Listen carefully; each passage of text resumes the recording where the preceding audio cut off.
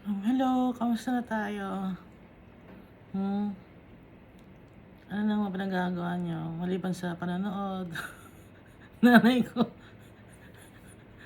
"Mama, anong ginagawa mo maliban sa panonood sa'kin? Ikaw na lang ang nanonood, mama." Oo. May ikukuwento ako sa inyo 'no, mag-small talk muna tayo. 'Di ba nga lagi ako napagkakamalang bakla, 'di ba? Um, Akala laging bakla ang tingin sa'kin ng mga tao. Kaya rin siguro tingin niyo mukhang bakla ako. Pero okey lang.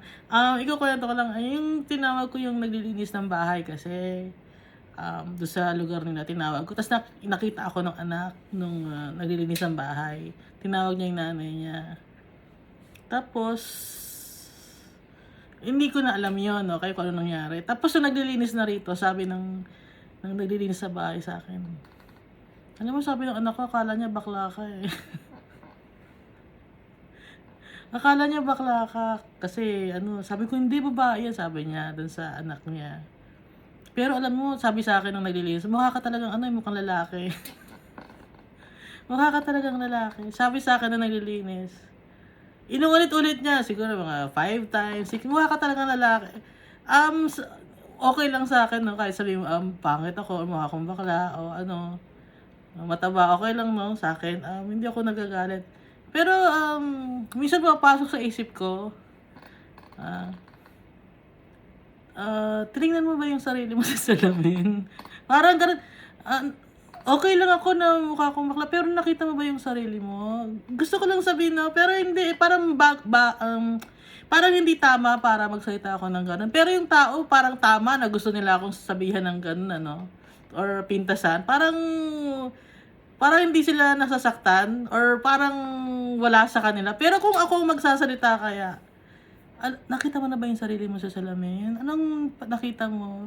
No, pero hindi ako gano'n, hindi tayo dapat gano'n 'no, kung kahit napintasan tayo or anong isipin nila sa'tin, huwag tayong magpapatol. At saka hindi talaga ako nasasaktan, 'pag sinasabihan ako ng mga akong bakla. Kasi, natutuwa pa nga ako dahil, 'pag sa labas ng bahay gano'n ang ginagawa ko para, defense mechanism ko 'yun. Dahil nga, nung may mga experiences ako nung bata ako na, may mga tao na parang, mambabastos sa'yo gano'n sa, LRT, sa jeep, saan mo ba sa bus 'no, na-experience ko. So, laging gano'n ang nangyayari sa'kin kaya nung lumalaki ako, um 'pag nakikipag-usap ako, nilalakihan ko ang boses ko gano'n or nagpapa-macho para hindi nila masabi na umaarte ako. Kaya, nakikita nila parang, bakla ako. Pero okey lang sa'kin dahil, sinasadya ko 'yun, sinasadya ko 'yun. Para hindi sabing maarte, malandi, gano'n, okey. Kasi yung, pananamit ko kakaiba, eh. Hindi niyo napansin niyo ba na kakaiba ako manamit? Kasi gusto ko, pero 'pag yung babastusin ako ayoko kaya, yung defense mechanism ko is, nagpapa-macho, macho ako gano'n.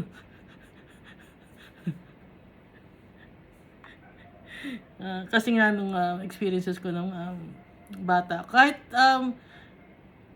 kahit medyo na mukha akong bakla ngayon, medyo may mga gano'n ding mga tao na hindi natin maiiwasan, 'di ba? Pero hindi ko na lang pinapansin. Kahit yung mga namimintas sa'kin, hindi ko pinapansin. Pero sana ng ibang mga tao makita nila yung sarili nila 'no? Kayo ba nakikita niyo ba yung sarili ninyo, 'no? Huwag tayong mamimintas, 'di ba, bata pa lang sinasabihan tayo.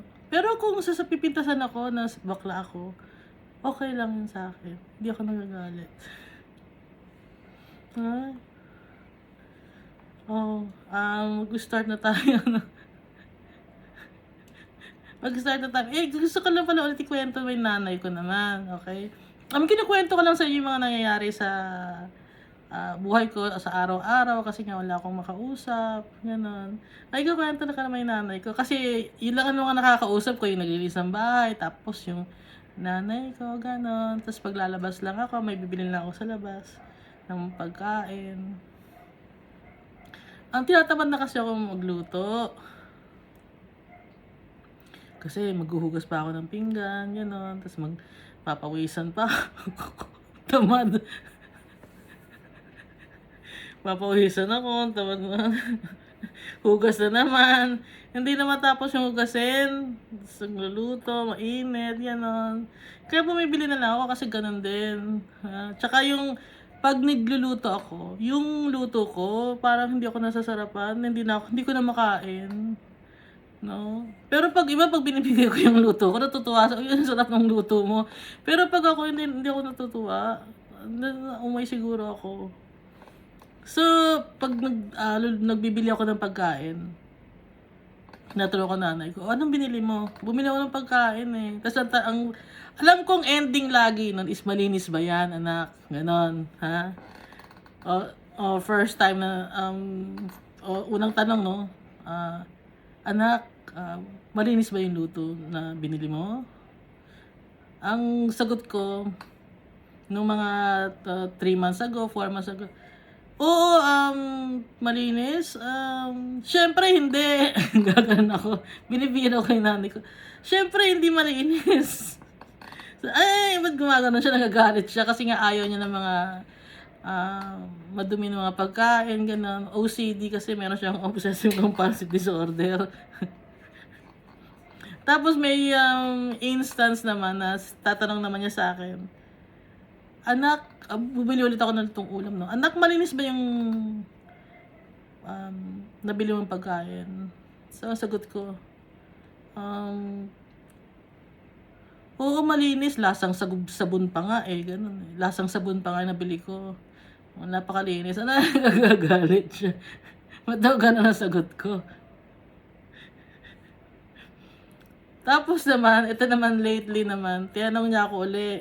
Kasi laging ganun pag bibili ako ng pagkain. Alam ko yung ending yung tatanong ko malinis. Ito naman yung pinaka-last na tanong naman niya sa akin. Ito lang. Last week, tanong niya sa akin, "Anak, malinis ba yung pagkain na hinibili mo?" Nababothered siya. Ang sagot ko, "Napakalinis." Ganun. Tapos, "Huwag mo nga ganyan, tinatakot mo ako." Ano ba, sabi ko, "Ano ba naman yan?" Una, sabi ko, syempre hindi malinis, nagagalit ka. Pag sinabi kong malinis, lasang sabon, nagagalit ka. Ngayon sinasabi ko, napakalinis, ayaw pa rin maniwala. Ano ba ang isasagot ko dapat? Sabi ko sa kanya. Ganito yung sagot mo sa akin, "Ma, huwag kang matakot." Ba't gano'n? So, pag magtatanong siya ngayon sa akin kung malinis ba yung binili kong pagkain, yun ang lagi ko na isasagot, "Ma, huwag kang matakot." Di ba mas nakakatakot? Hindi ko na maintindihan kung yung sasagot ko. Magulo kausap. Ngayon niya, alam niya na kung saan ako, bakit magulo ako kausap. Kaya nanay ko magulong kausap. Ah, sige. Ay, tumatawa ako mag-isa. Nanay ko lang naman nanonood. Balik na tayo dito sa New Testament. Di ba last time, yung si Moses, yung golden calf. Balik ulit tayo dito sa New Testament. Sa Galatians chapter 2. Di ba, binanggit ko sa inyo na itong Galatians chapter 2, para to sa mga taga Galatians. Siyempre, si Paul ang nagsulat nito, bandan, Turkey, yung lugar na to sa panahon ngayon.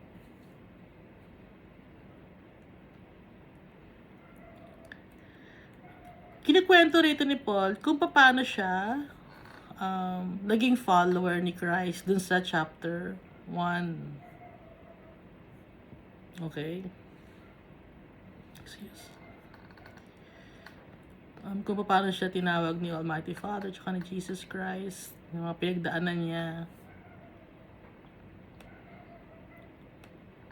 Ngayon, dito naman tayo sa chapter 2, Galatians chapter 2. Basahin muna natin Then, after 14 years, I went up again to Jerusalem, this time with Barnabas. I took Titus along also. I went in response to a revelation and meeting privately with those esteemed as leaders. I presented to them the gospel that I preached among the Gentiles. Dito sa chapter 1, di ba hindi muna siya nagpakita sa mga apostles. Wala muna siyang nilapitan. Pero after 3 years pa siya, nakipagkita kay Paul. So nung nabulag siya, na-restore yung kanyang vision, after 3 years noon, nagpunta siya sa Jerusalem at nakipag-meet siya kay Peter. Nagstay siya kay Peter ng 15 days at nakita niyo ron si James, okay? And then, 3 years siya na. And then, ito naman, after 14 years. So, itong sinulat niya itong Galatians, 14 tsaka 3. So, 17 years na siyang may ministry. Okay? 17 years ago siya, nung sinulat niya to, nung tinawag siya ni Jesus Christ. Okay? At saka may ministry na rin siya noon. Paunti-unti na siya. Nag-i-start na siya noon nung nabulag siya, na-restore yung kanyang vision. Paunti-unti na siya nag-share ng Word of God noon. At mas lalo pang napapalalim ang pagkakakilala niya kay Jesus Christ at kay Almighty Father.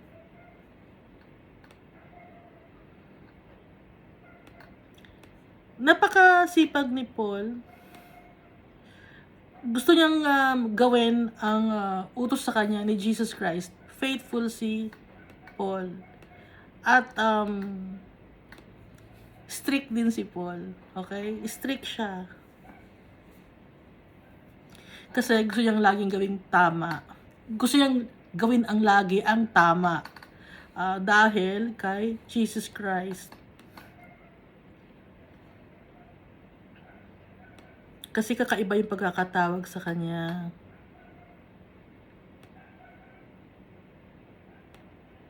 So, after 14 years, nakipag-meet na siya sa mga highly esteemed leaders. Ito yung mga highly esteemed leaders. Ibig sabihin ito yung mga apostles. Okay? So, nung 3 years after nung makita niya si Peter, so after 14 years, nakita niya ulit si Peter after 14 years, no? Nakipag-meet siya dun sa mga apostles. Ituloy natin, I went in response to a revelation and meeting privately with those esteemed as leaders. I presented to them the gospel that I preached among the Gentiles. I wanted to be sure I was not running and had not been running my race in vain.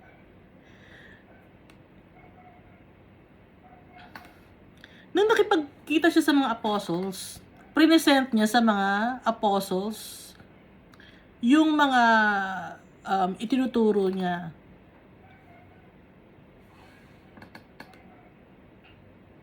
Kasi ayaw niyang magturo ng mali. Okay? Ayaw niyang magturo ng mali. So, tinitingnan niya ngayon sa mga apostles, ito ang tinuturo ko. Kaya nga sabi niya rito, I wanted to be sure I was not running and had not been running my race in vain. Okay? Kasi nga, mataas din ang tingin niya sa mga apostles dahil sila ang nakasama ni Jesus Christ na nandito sa lupa. Kaya tinatanong niya sila, kaya present niya sa mga apostles kung ano ang tinuturo niya sa mga Gentiles.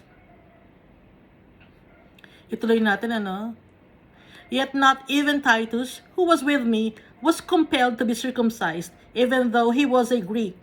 So si Titus, Greek siya. Hindi siya circumcised. Okay? Kasi yung law na binigay ni Almighty Father kay Moses, tsaka kay Abraham, para ma-save ka, dapat circumcised ka. That was in the old law. Ngayon, dito sa new law na, dito sa new covenant, hindi na kailangan ng circumcised ka kasi ang importante is yung heart natin is in line with God's plan. Yun ang importante. Hindi yung physical aspect, kundi yung heart na, okay? Spiritual na. Mental, spiritual. So, kasi pag nandun na yung mental mo at saka yung spiritual mo, yung physical body mo susunod na dun eh. Susunod na sa gusto ng mental mo, susunod na sa gusto ng isip mo at saka ng puso mo.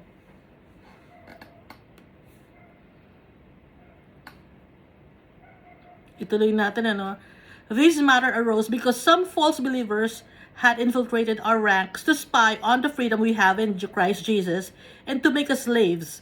We did not give in to them for a moment so that the truth of the gospel might be preserved for you.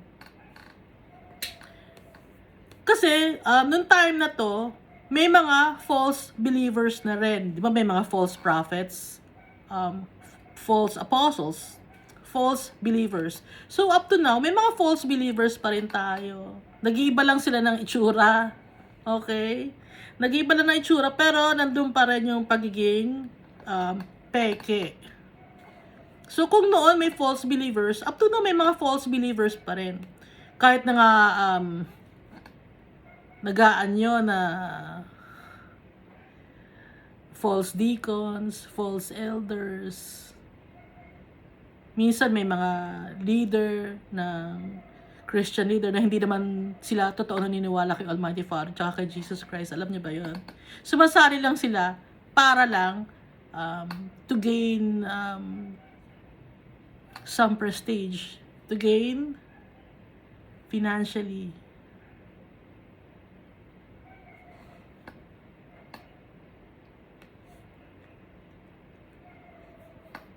So magkakaalaman kung talagang false, kung talagang true believers is, 'di ba usapan natin dati na dapat may fruits of the Holy Spirit para malaman natin kung true believers ang isang Christian, kung true followers of Christ siya.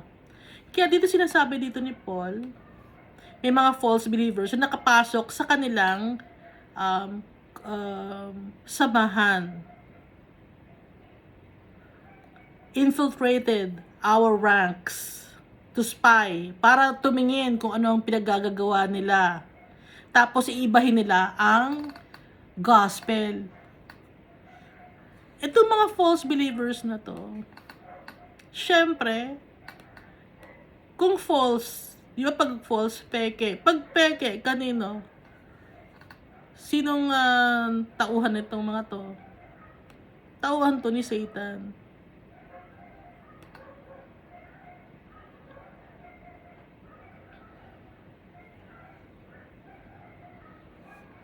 Minsan sa internet akala mo sa personal akala mo okay, elder to, deacon to, leader to, maayos sa tao to, magandang pamilya to. Pero hindi mo alam sa internet kung ano-ano ang pinagagagawa. Yung mga taong ganun, hindi sila true followers of Christ. Demon possessed sila. Hindi mo makikita sa panglabas na anyo kundi makikita mo sa gawa nila.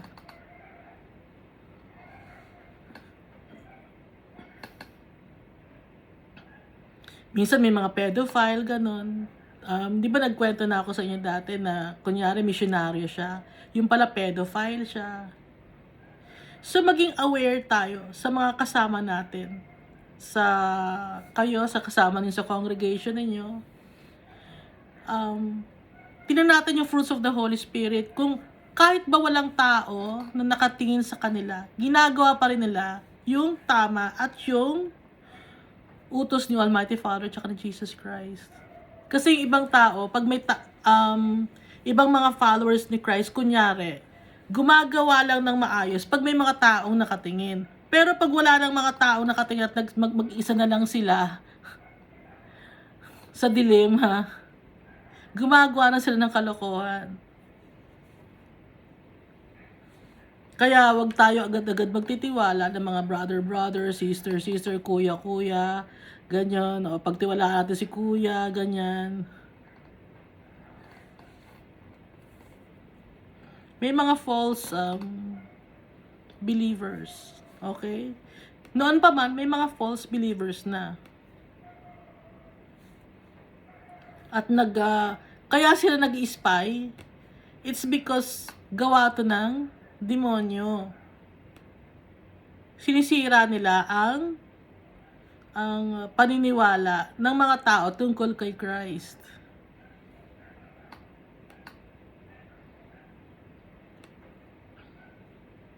They are wreaking havoc inside the congregation. Hindi lang ninyo alam. Marami, iba-ibang mga religion or denomination. Maraming mga batang napapahamak.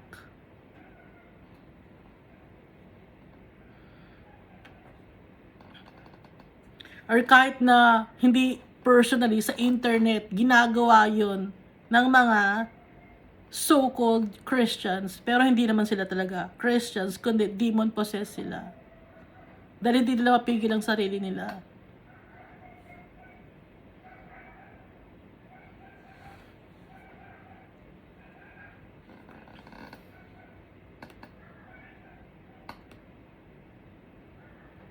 Ituloy natin to, no? Itong Bible, testimony to ng mga tao sa atin na naunan na, ng mga followers of Christ. I-add ko lang, no? Si Moses, di ba tinest siya ni Almighty Father? Alam naman ni Almighty Father kung ano sasagot ni Moses. Gusto lang niyang maisulat, kaya't ginawa niya yun kay Moses, para isulat ni Moses sa Old Testament. Kasi hindi pwedeng mag-imbento eh. Ha? So, kaya itong Bible na to, importante ito dahil ito ay isang testimony ng mga tao. Sa Old Testament, testimony yon nila Moses, nila Abraham. Dito sa New Testament, testimony to ng mga apostles, ng mga followers of Christ. Kaya naisulat itong Bible. Kaya importante to. Guided tayo by the Holy Spirit dapat pag magbabasa. At saka, Word of God to. Salita ni Almighty Father to. At ni Jesus Christ dito sa New Testament.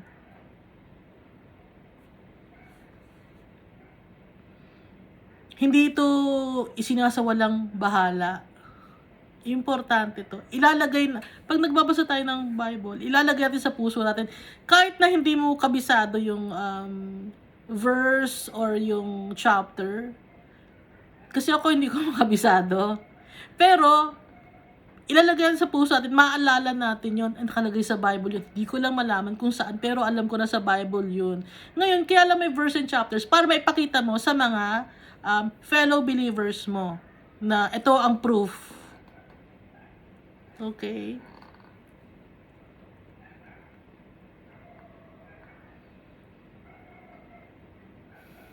Ituloy natin, ha. So, naka-infiltrate na, di ba, yung mga false believers. Kaya binanggit yun ni Paul para ma-inform tayo na may mga false believers up to now. Ituloy natin sa verse 6. As for those who were held in high esteem, whatever they were makes no difference to me. God does not show favoritism. They added nothing to my message. Binanggit ito ni Paul. As for those who were held in high esteem, ito yung mga apostles, yung 12 apostles na, yung isa si Matthias na kasi wala na si Judas. Pero, nung sinulat to ni Paul, hindi ko alam kung buhay pa dito si James. Kasi si James ang unang namatay. Pinatay siya sa utos ni Herod. So sabi dito, yung mga apostles, Kasi ang binabanggit na held in high esteem, ito yung mga apostles, no? Nakasama ni Jesus Christ. Whatever they were makes no difference to me. Hindi importante kay Paul yung ranking. Hindi, kaya nga binabanggit niya, as for those who were held in high esteem, binanggit yun ni Paul kasi para sa kanya, yung hiniheld ng high esteem, baliwala yun kasi sa mata ni Jesus Christ, pantay-pantay tayo, kapantay natin ang mga apostles, mga disciples, na mga nauna na sa atin, pantay-pantay tayo. Kaya nga sabi niya dito, God does not show favoritism kasi lahat tayo makasalanan. Yung mga apostles makasalanan din yun. Na saved lang sila. Okay? Kaya tayo rin, masisave tayo. Kung susundin natin yung yapak ni Jesus Christ. Kasi yung mga apostles na to, may mga weaknesses din sila kung nakita nyo sa Matthew, Mark, Luke, John. May mga weaknesses din sila. Gaya natin na tao. Kasi tao rin sila eh. Kaya hindi natin sila dapat tawagin pag nagdadasal tayo. Kasi tao lang din sila. Hindi sila gaya ni Jesus Christ, Son of Man, Son of God. Itong mga tao na to, it's yung mga apostles, sample sila na parang tayo. Okay? Sample sila na parang tayo, na kung sila naging follower ni Christ, sinunod ang yapak ni Jesus Christ, tayo rin ganun na ang gagawin natin. Susundin din natin ang yapak ni Jesus Christ.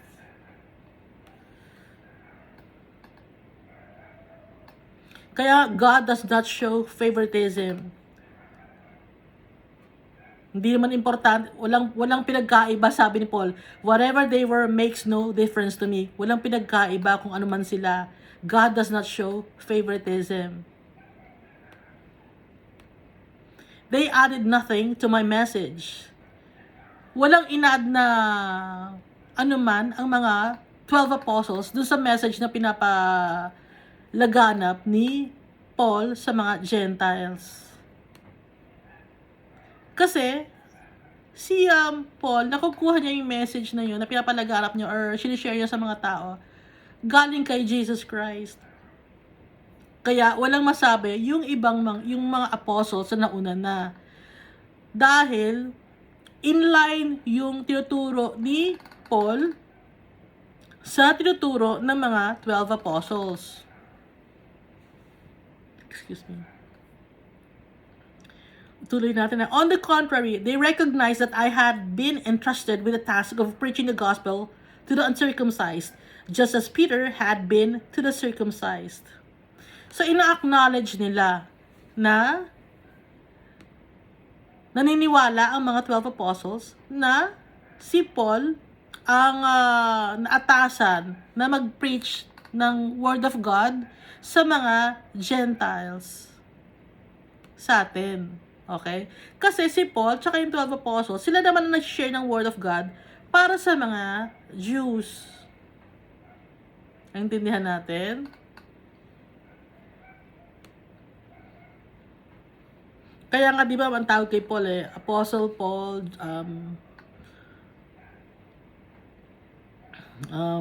sharing gospel to the Gentiles. Ang tawag sa kanya, Apostle Paul of the Gentiles. Kasi nga, siya na-share ng Word of God para sa atin. Kasi Gentiles tayo, hindi naman tayo kasi Jew.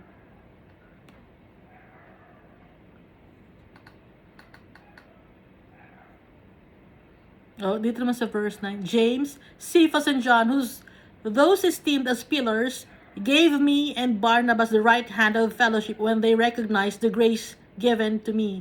So, na-recognize ni James, ni Peter, at saka ni John. Okay? Nire-recognize nila yung grace na binigay sa kanya ni Jesus Christ, yung kanyang mission. Nire-recognize ni Peter, ni James, at saka ni John.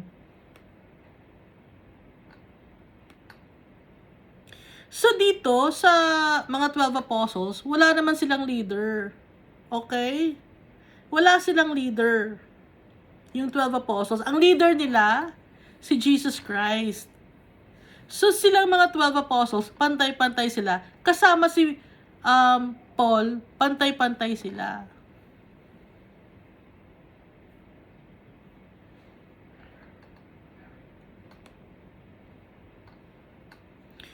Tuloy natin. They agreed that we should go to the Gentiles and they to the circumcised.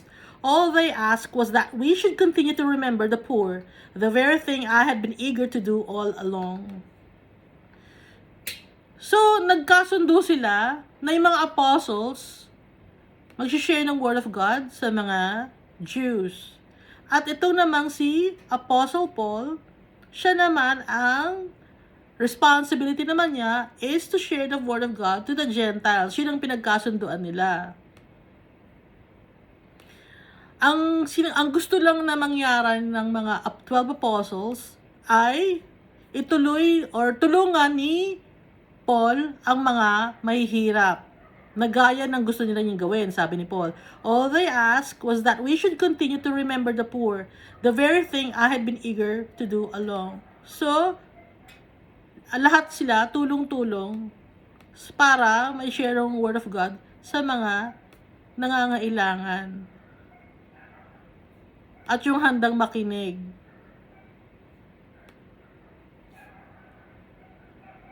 So, tumutulong sila sa mga taong kulang sa buhay.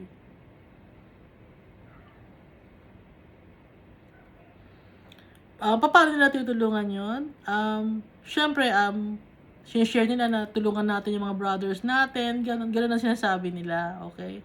At sila, sincere sila sa paggaganon. Hindi sila nagsasabi ng, tutulong tayo sa mga kapatid natin na mga mahihirap, tapos kukunin nila yung pera or yung donation. Hindi sila ganon. Hindi nila sila solo.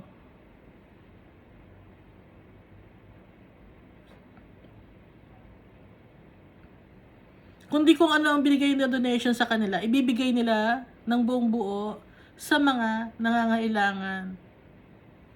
Ganon ang mga apostles. Totoong apostles. Yung leader, yung compare leader, ganon ba ang ginagawa ng apostles? Yung sinasabi niyong apostles ang leader ninyo?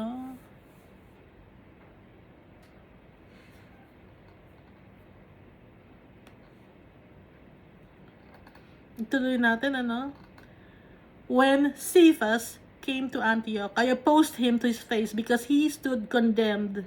For before certain men came from James, he used to eat with the Gentiles. But when they arrived, he began to draw back and separate himself from the Gentiles because he was afraid of those who belonged to the circumcision group. The other Jews joined him in his hypocrisy, so that by their hypocrisy, even Barnabas was led astray. So, di ba si Paul ang naging nauna na nakakilala kay Jesus Christ? Pero makikita natin dito na nirebuke ni Paul si Peter. Dito sa Galatians chapter 2 verse 11, sinabi dito ni Paul na nirebuke niya si Peter. Kasi nagiging ipokrito si Peter. Kasi nung wala pa yung mga Jews, nakikikain si Peter sa mga Gentiles, nakikisalo, okay? So, sama-sama silang kumain. Pero, nung dumating na yung mga Jews, na ibang mga Christian Jews, humiwalay na si Peter. Mali yung ginawa ni Peter. Nakasama na niya si Jesus, alam na niya dapat ang gagawin niya, pero, naliligaw pa rin ang landas si Peter.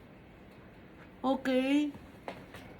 Isinulat ito para rin sa atin to na may times na maliligaw tayo ng landas. Kasi yung personality ng mga 12 apostles, applicable to sa atin. Yung mga kasalanan nila, applicable to sa atin. Kaya nga ito yung pinapakita na totoong tao sila, na pwede sila magkamali. At kahit kung magkamali man sila, pwede lang ituloy ang pagiging isang follower ni Christ, basta gagawin nila lang tama or i-acknowledge nila ang kanilang mga mali at pagkukulang. Parang tayo rin, ganun din ang gagawin natin. Kaya ito isinulat na hindi sila perfect. Gaya natin, hindi rin tayo perfect. May-stumble din tayo. Sa araw-araw. Makakaisip lang tayo ng bagay na stumble na tayo. Pero, importante, tayo tayo. Tayo lang tayo. Nadapa tayo, nakagawa tayo ng kasalanan, tayo uli. Mapapatawad tayo na Jesus Christ siya ni Almighty Father. Tayo lang tayo uli. Magtiwala tayo sa kanila. Expected naman nila na hindi naman tayo magiging perfect agad-agad dahil process yung pagdadaanan natin.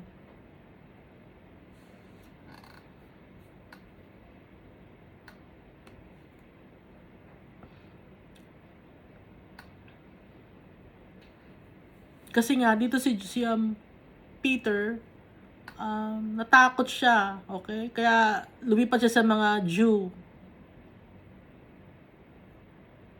Ngayon naman, anong nangyari naman dito sa mga ibang mga Jews na Christian? Pati si Barnabas, ganoon na rin ang ginawa, humiwalay na rin sa mga Gentiles. Kasi di ba mga law is wag makikikain sa mga Gentiles dahil madumi ang mga Gentiles. So, yung law na yun, nawala na yun nung dumating si Jesus Christ kasi nga, lahat na tayo pwedeng masave. Basta magtiwala sa Kanya. Ngayon, ang ginawa ngayon ni ni Peter rather,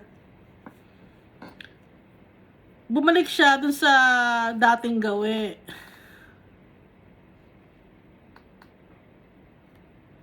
So, kasalanan yon. Kasi nagkaroon pa siya ng doubts, ng takot pa, may takot pa siya.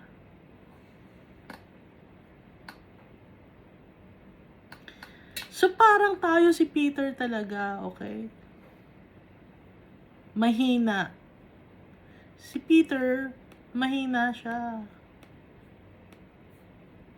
Pero lalakas tayo dahil kay Jesus Christ, dahil pinapalakas niya tayo. Si Peter ang naging sample natin. Okay? Yung main sample natin. Kasi ang daming ang blunders na nagawa si Peter. Kwento ko lang, no? Isasabihin ko lang yung mga blunders na nagawa niya.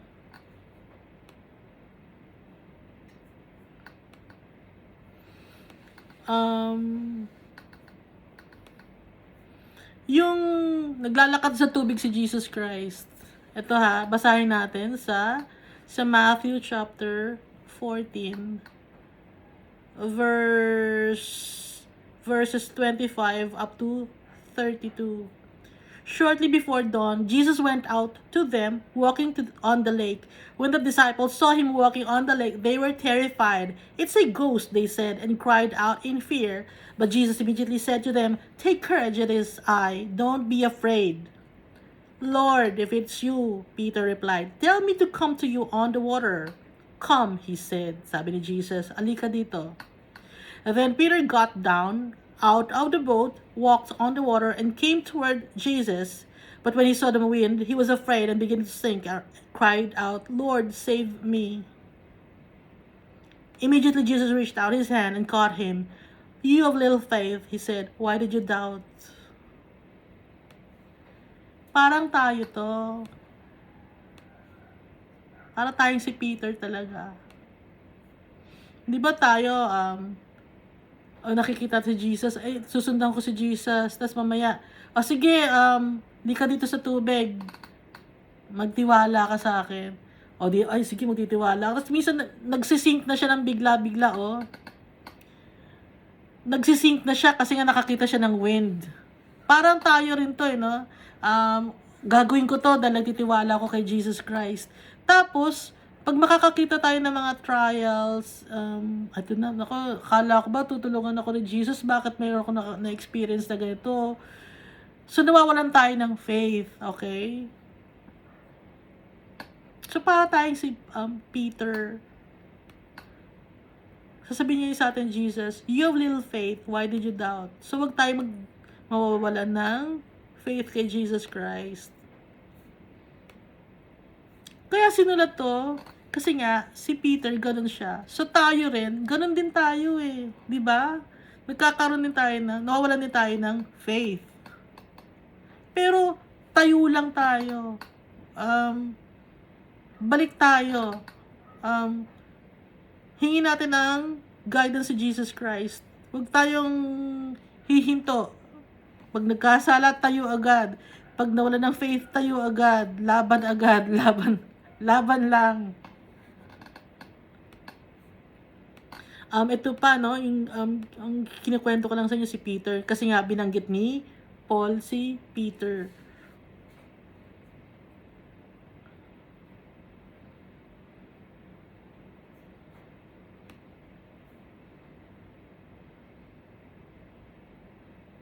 Ito ha, sabi ni Peter. Sabi ni Jesus Christ, "Who do you say I am?" Simon Peter answered, "You're the Messiah, the Son of the living God." Sabi ni Jesus Christ, "Blessed are you, Simon, son of Jonah, for this was not revealed to you by flesh and blood, but by my Father in heaven. And I tell you that you are Peter, and on his rock I will build my church, and the gates of Hades will not overcome it. I will give you the keys of the kingdom of heaven. Whatever you bind on earth will be bound in heaven, and whatever you loose on earth will be loosed in heaven."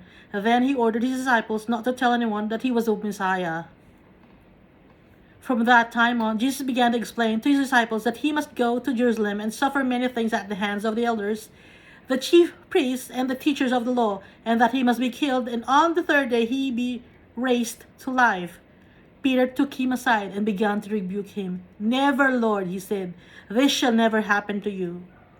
Ano sabi sa kanya ni Jesus Christ? Jesus turned and said to Peter, "Get behind me, Satan. You are a stumbling block to me. You do not have in mind the concerns of God, but merely human concerns."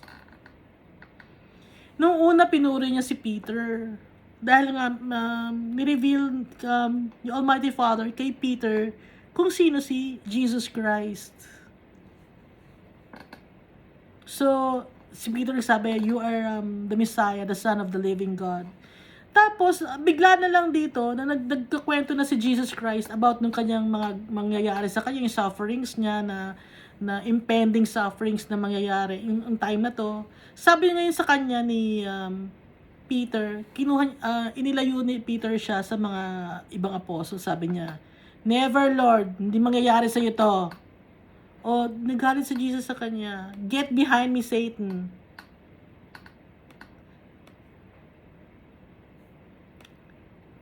You do not have in mind the concerns of God, but merely human concerns. Ganito rin tayo, parang si Peter. At saka yung, gaya nga na nabanggit ko dati, "I will give to you the keys of the kingdom of heaven. Whatever you bind on earth will be bound in heaven, and whatever you loose on earth will be loosed in heaven." Sinabi niya to kay Peter. This is Matthew chapter 16, verse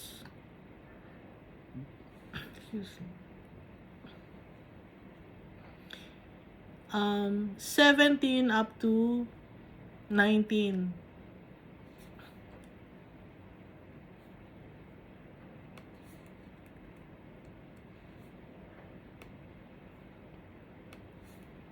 Tapos makikita na naman natin to sa Matthew chapter 18, verse 18. "Truly I tell you, whatever you bind on earth will be bound in heaven, and whatever you loose on earth will be loosed in heaven." So, dalawang beses niyang binanggit ito sa Matthew. Yung una binanggit niya kay Peter. And then, yung pangalawang pagkakabanggit niya is sa lahat na ng kanyang mga apostles. Kaya lang na-single out si Peter kasi nga, siya yung parang tayo ngayon. Pero, lahat tayo, whatever we bind on earth will be bound in heaven, and whatever you loose on earth will be loosed in heaven. Lahat ng mga followers ni Christ, true followers of Christ, ganito, okay? We can bind whatever it is in on earth, it will be bound in heaven, and kung ano man ang i-loose natin on earth will be loosed in heaven. It's not just Peter.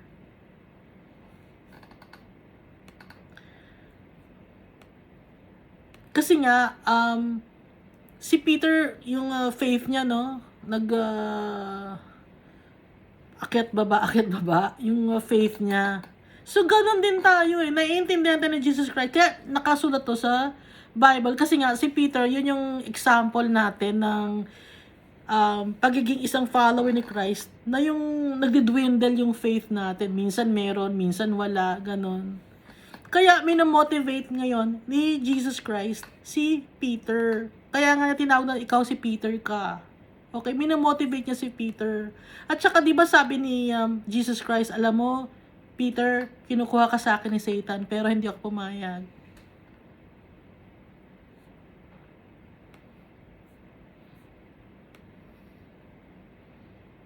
Kaya tayo dapat lagi rin tayo magpe-pray, no? Na deliver us from evil, Lord Jesus. Hindi papayag si Jesus Christ na mapunta tayo sa kaaway. Dapat lagi lang tayo magpe-pray at magtiwala sa Kanya. Ito pa, yung tungkol kay Peter. Di ba dininay niya si Jesus Christ 3 times nung kinuha si Peter ng mga Roman soldiers? Gusto ko lang basahin, alam ko nang alam nyo na to eh. Sa Luke chapter 22 verses 54 up to 62. Then they seized him and led him away, bringing him into the high priest's house. And Peter was following at a distance. And when they had kindled a fire in the middle of the courtyard and sat down together, Peter sat down among them. Then a servant girl, seeing him as he sat in the light, and looking closely at him, said, "This man also was with him." But he denied it, saying, "Woman, I do not know him." So, one time yon. Dinay niya. Ito pa. And a little later, someone else saw him and said, "You also are one of them." But Peter said, "Man, I am not." Dinay niya ulit. Nagsinungaling siya. Pangalawa na yon. And then ito pa. And after the interval of about an hour, still another insisted, saying, "Certainly this man also was with him, for he too is a Galilean." But Peter said, "Man, I do not know what you are talking about." Pangatlo na. And immediately, while he was still speaking, the rooster crowed. So, 3 beses yung nangyari. Ngayon, dahil nga nagkaroon ng nawala ng pananampalataya si Peter, natakot siya, binitray niya si Jesus, nagsinungaling siya.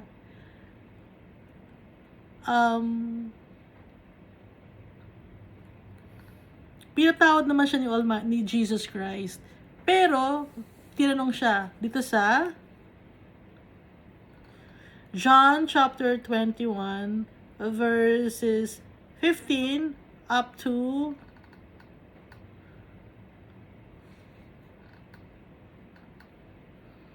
23.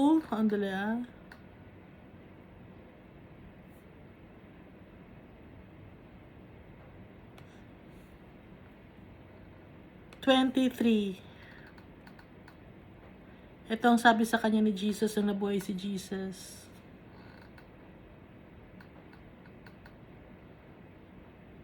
Di ba 3 times yung dinenay si Jesus? Ito tinanong niya nang nabuhay si Jesus to, sabi ni Jesus.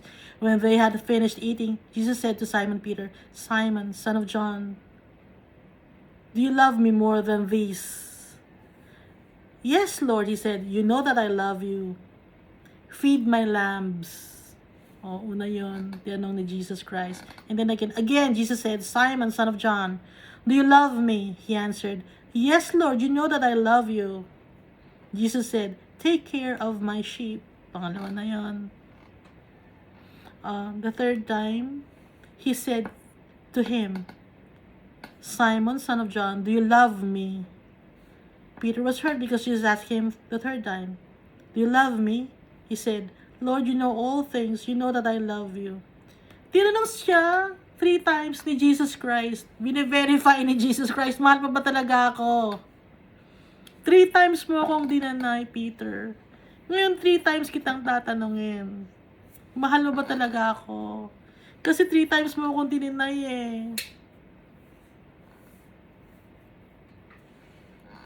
Ngayon, Peter, Mahal mo pa talaga ako? Susundin mo ba talaga ako? Paano bang pagmamahal yun? Anong gagawin mo? Magiging faithful ka ba sa akin, Peter? Mamahalin mo ba talaga ako? Anong sagot ni Jesus dito, no?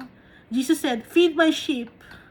Very truly I tell you, when you were younger, you dressed yourself and went there you wanted. But when you are old, you will stretch out your hands, and someone else will dress you and lead you where you do not want to go." Jesus said this to indicate the kind of death by which Peter would glorify God.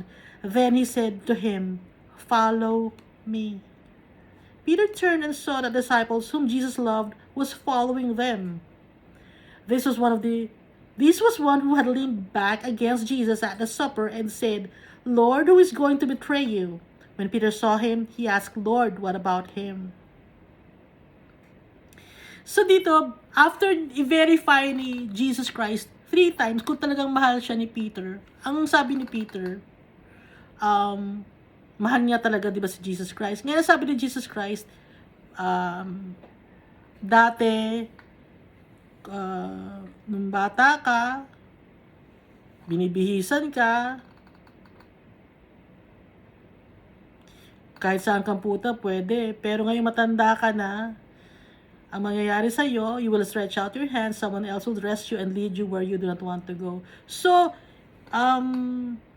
binibigyan si Peter ng heads up ni Jesus Christ. Una, minomotivate niya si Peter kasi nga nawawala ng faith, nagdidwindle. Tapos ngayon, sinabihan na siya ni Jesus Christ kung anong kind of death ang mangyayari sa kanya. Binibigyan siya ng heads up.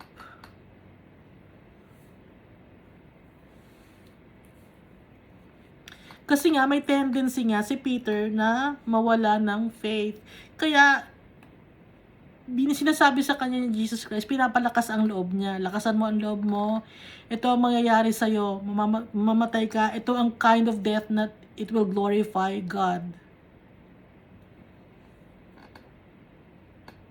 Kailangan sa kanyang sabihin to ni Jesus Christ para maliwanagan siya. Kasi nga, nagdidwindle yung faith niya. O, ituloy pa natin. Parang isip bata si Peter, parang tayo ganun din.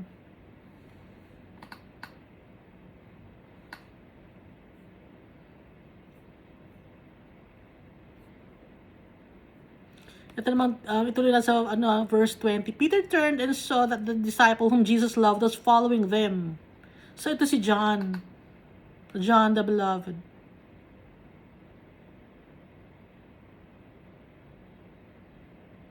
Sabi ni Peter, "Lord, paano si John?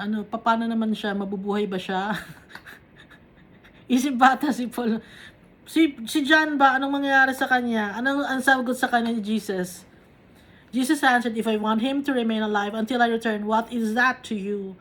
You must follow me." Huwag mong pansinin yung ibang mga tao.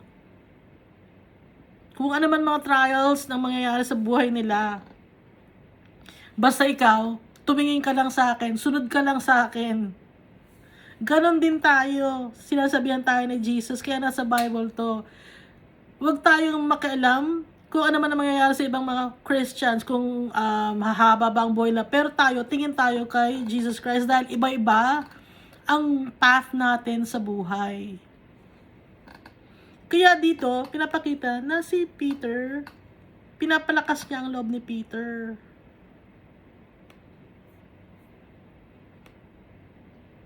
Kasi 'di ba sa isang religion parang mataas ang tingin niyo kay Peter. No? Parang sinasabi niyo si Peter ay isang leader ng mga apostles. Hindi. Kaya lang siya laging nababanggit dahil parang tayo si Peter. Yung faith is up and down, up and down. Kailangang i-motivate, kailangang i-guide. Kaya nga dito sa Galatians, kaya tayo napunta doon, kasi nga si Peter dito, naging hypocrite. Wala na nasa langit na si Jesus Christ. Matagal ng apostle si Peter, pero naging hypocrite pa rin siya. Nagkamali pa rin si Peter. At ang nag-rebuke pa sa kanya, o nagsabi pa sa kanya na mali ang ginagawa niya, is si Paul, na mas late pa na naging follower ni Christ kaysa kay Peter.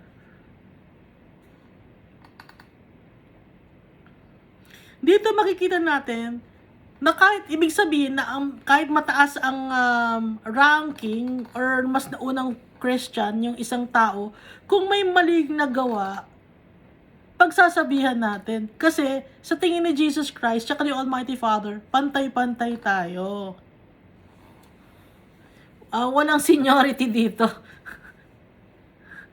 Pantay-pantay tayong anak ni Jesus Christ at ni Almighty Father. Walang seniority kung nauna ka o huli ka. Walang ganon. Minsan tawag pa rin niya sa leader niya, diba? Most highly recognized, reverend, most holy of holies. Ganun pa, no? Ang tawag niyo sa leader ninyo. Isa lang ang holy, isa lang ang good, isa lang ang dapat nating sambahin. Isa lang ang i-revere natin. Jesus Christ. Kasi siya ang leader natin.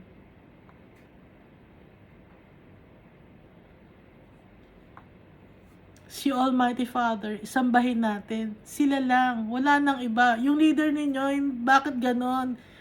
Nagtataka ako kung bakit importante sa inyo ang leader niyo. Mas dapat na maging importante sa atin si Jesus Christ, hindi yung leader niyo. Kung may mali ang leader niyo, pagsabihin niyo gaya ng ginawa ni Paul.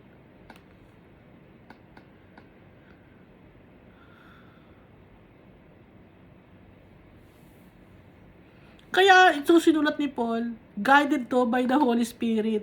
Sinasabihan din tayo ni Jesus Christ na kung mali ang leader ninyo, pagsabihan ninyo. Kung sinong nakakaalam ng tama or ipaalam or i-remind yung leader ninyo. Hindi, siya yung nagtatag nung namin, denomination namin. Kung siya nagtatag, bakit si Jesus Christ, kung nagtatag ng denomination ninyo yung leader ninyo? Wala siya kung wala si Jesus Christ. Ginagamit nga di ba ninyo yung pangalan ni Jesus Christ para makakahingi ng donation? Ng tithes?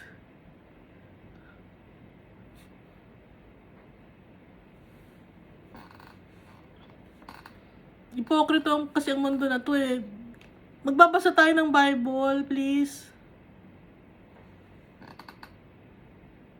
Para maituwid din natin or makatulong din tayo na maituwid ng mga ibang mga leader ninyo yung kung ano man ang mali.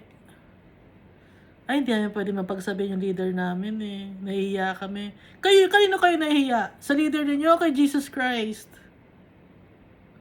Kasi kung hindi nyo pagsasabihin ng leader ninyo, enabler kayo, kasali kayo, alam niyo yung tama, alam niyo yung dapat gawin, hindi nyo sinasabi sa leader nyo, ini-enable nyo yung leader nyo, nagawin pa rin, o ituloy yung mali niyang gawa. Sa tingin niyo magugustuhan ni Jesus Christ yun?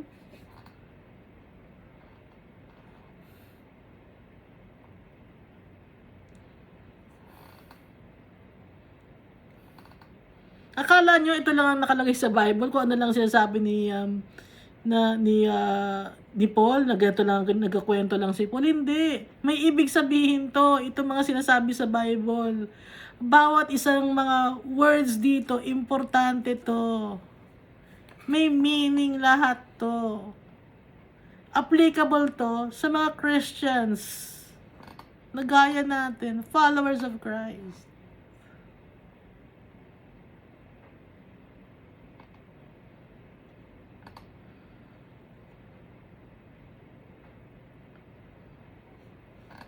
Nabalik na tayo rito sa Galatians na.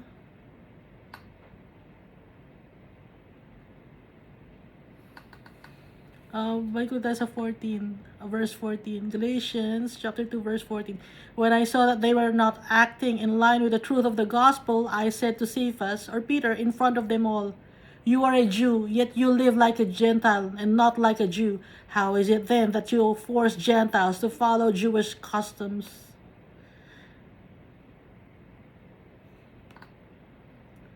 Pinagsabihan niya si Peter sa lahat ng tao.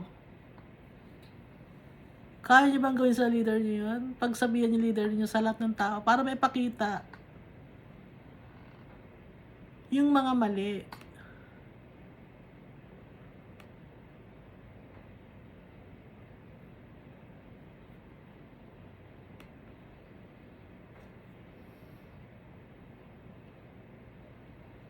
Bakit mo pinipilit yung mga Gentiles na sundin ng Jewish customs? Sabi niya ni Paul kay Peter. Verse 15. We who are Jews by birth and not sinful Gentiles know that a person is not justified by the works of the law, but by faith in Jesus Christ. So we too have put our faith in Christ Jesus, that we may be justified by faith in Christ, and not by the works of the law, because by the works of the law no one will be justified. We are saved by faith in Jesus Christ, not by the works of the law. Ano ba yung mga works of the law? Di ba na-discuss natin na dapat pag may kasalanan ka, magpapatay ka ng hayop, ganun, or para maging tama ang gagawin mo, mag-aalay ka, ganun. Hindi na yon. Hindi tayo masasave nun. Masasave lang tayo sa faith natin kay Jesus Christ. Kasi makasalanan tayo, hindi sapat yung offerings na pag susunog para ma-save. Hindi sapat yun. Hindi sapat yung tithes para ma-save ka. Hindi ka masasave ng tithes.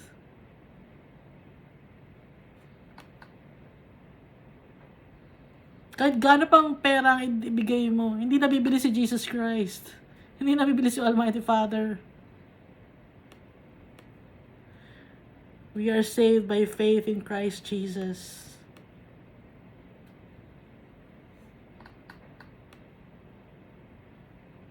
Ngayon, yung good works na ginagawa natin, it is only the result of having faith in Jesus Christ. Result yon of having faith.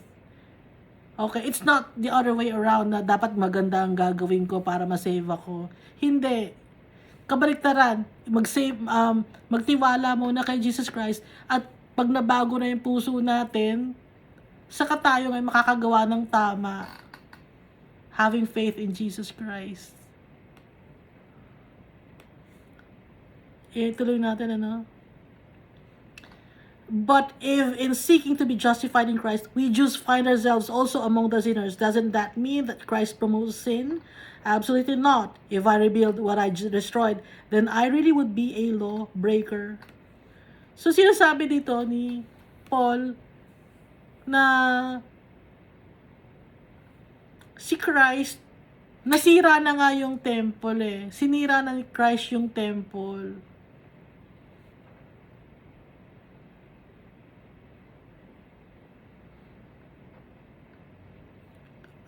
If I rebuild what I destroyed, then I really would be a lawbreaker. Hindi na nire-rebuild ni Jesus Christ yung temple na sinira na niya. Kasi sinira na niya yon, yung old covenant.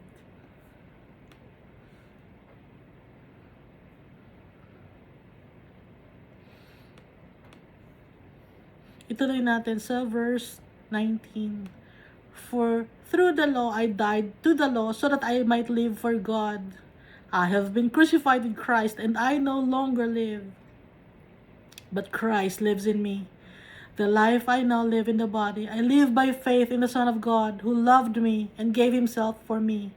I do not set aside the grace of God, for if righteousness could be gained through the law, Christ died for nothing. Kung masasave tayo through the law, baliwala yung kamatayan ni Jesus Christ on the cross. Kaya hindi tayo masasave by law. Masasave tayo sa faith natin kay Jesus Christ. Yung nasa puso natin siya, na nakatira siya sa puso natin. Kasi pag nakatira siya sa puso natin, yung result na nang gagawin natin, okay, in line yon sa will of Jesus Christ. Tama na lahat ng gagawin natin. Namatay na tayo.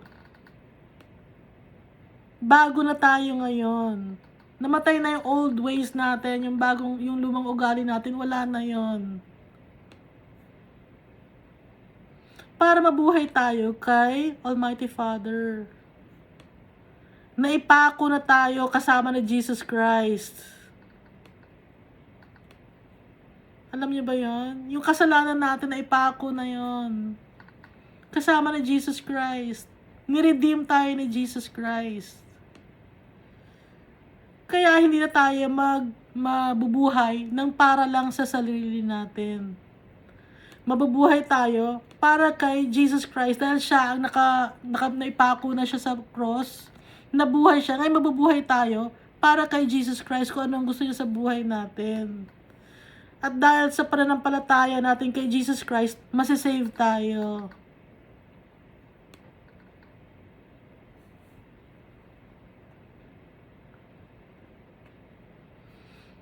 Dahil bago na tayong nilalang ngayon, dahil follower tayo ni Christ, ipapamuhay natin kung ano yung pinamuhay ni Jesus Christ. Siya ang ating pattern in life by living in faith. Totoo itong Bible, testimony to, testimony to ng mga tao, ng mga followers ni Christ. Kaya ginawa to para gawin natin, sundan natin. Bawat word dito, importante. Hindi ang ink, hindi ang papel, hindi itong laptop, hindi yung tablet or cellphone na nandun ang Bible, kundi importante yung word mismo ni Jesus Christ, tsaka ni Almighty Father, ilagay natin sa puso natin. Kasi minsan may mga tao dyan na gusto nila may dala silang Bible para ipakita nila sa tao. O, Christian ako. Maayos ang gawa ko, Christian ako. Pakitang tao. Pero pag mag-isa lang sila, iba na ang ginagawa.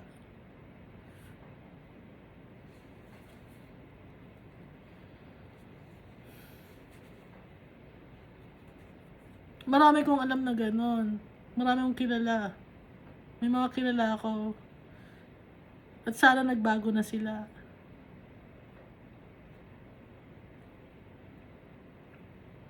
Nagpapasalamat ako kay Almighty Father dahil binibigyan niya ako ng chance para makapag-share sa inyo. At binibigyan niya ako ng knowledge and wisdom para ma-explain sa inyo kung ano ang naiintindihan ko dito sa Bible. Powerful ang Bible. Dito tayo kukuha ng kalakasan, faith kay Jesus Christ. Ilalagay natin sa puso natin. Hindi yung dadadala mong Bible ang importante. Diba, dadala ka lagi ng Bible, tuwing kakain ka, ganun, papunta ka sa restaurant, dadala mo yung Bible. O kunyari, pwede mo nang iwan sa sasakyan yon, dadalhin mo pa talaga sa kainan, ano. Hindi mo ba isinasa puso ang Bible? Para lang makita ng mga tao na Christian ka. Isa puso natin ang Bible. Yung Word of God. Mahal na mahal tayo ni Almighty Father at ni Jesus Christ.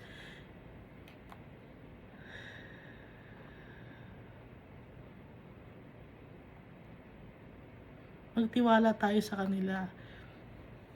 Oo, para tayo minsan si Peter. Ako rin, para rin ako si Peter. Pero tayo lang tayo. Tayo lang. Tapos tingin ulit tayo kay Almighty Father at kay Jesus Christ. Sa kanila tayo kukuha ng kalakasan. Dahil ang mundong ito nagpapahina sa atin. Alam niyo ba yon? Yung mga taong nakakasalamuha natin na hindi followers ni Christ, actually nakakapanghina sila. Nangihina ako. Kaya importante, para lumakas ako, kailangan mag-pray ako lagi. Kailangan magbasa lagi ng Bible. Gayon din kayo. Dahil hindi natin maiiwasan na maka-mingle or maka-meet ng mga iba-ibang klaseng tao. Pero para lumakas tayo, hingin natin ang kalakasan ni Jesus Christ. Mag-pray tayo lagi. Magbasa ng Bible. Dahil alam ko naman sa inyo, di ba, hindi lahat ng tao na nakakasalamuhan ninyo is Christians. Okay? May mga tao dyan na mahilig sumigaw, may mga tao dyan na mahilig mag-chismis, may mga tao dyan mahilig mahina ng puri. So, pag naririnig mo yung mga ganong bagay na hindi magaganda, nakokorap pati ang utak mo. Okay? So, itanggalin natin sa isip natin yung mga ganong bagay.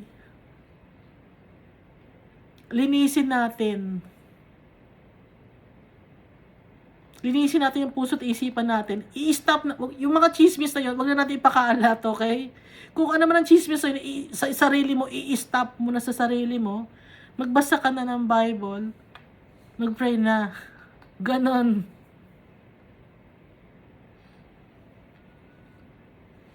Alimbawa, may galit na isang tao, no? Tapos, isasabihin sa'yo, galit. Alam mo, ganyan-ganyan, ganyan-ganyan. Ganyan-ganyan na lang. Alam mo, si ano, ganun ganon. Siyempre, magagalit ka ngayon. Ano ng utak, no? Na-experience na ba yun? So, huwag ka nang mag-react. Kasi pag nag-react ka, magkakaroon ka pa ng kasalanan. Huwag ka na lang mag-react. And then, magbasa ng Bible. And focus natin ang mata natin kay Jesus Christ. Mag-pray tayo. Ganon ang gagawin natin. Napakahirap. Pero kasama natin si Jesus Christ, bibigyan tayo ng kalakasan. Dahil sa Kanya natin kinukuha yung kalakasan natin. When we are weak, then we are strong because of Jesus Christ. I thank you, and God loves us all so much. Nararamdaman niyo ba yung pagmamahal ni Almighty Father sa atin? Tsaka ni Jesus Christ.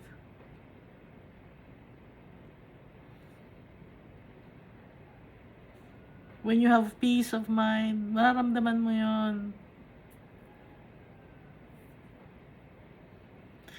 Thank you sa pakikinig, tsaka thank you rin sa mga tao na nagpe-pray para sa akin. Yung mga nanonood, pinagpe-pray ko rin kayo.